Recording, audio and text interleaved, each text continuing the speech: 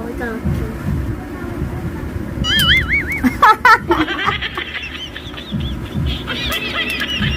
Ba't ayaw yun? Ayun, bumaliktad na siya, oh. Okay, ibig sabihin ito, sa'yo na yan.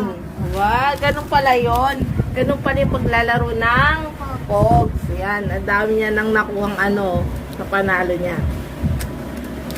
Ayun yung mga laro namin noon, mga batang 90s, 8 and 80s, mga ganyan. Kasi noon, wala pa masyadong cellphone. May cellphone na pero, syempre hindi pag ganun karaming cellphone ang nabibiyaan ng mga bata noon. Kasi noon, karamihan, pag walang ginagawa, sa labas lang kami naglalaro, ganyan, tumbang preso, Pogs, tapos, langit lupa.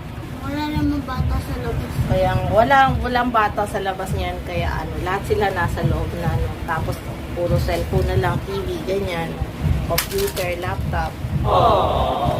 Pero kahit pa paano, ayan, natututo sila sa mga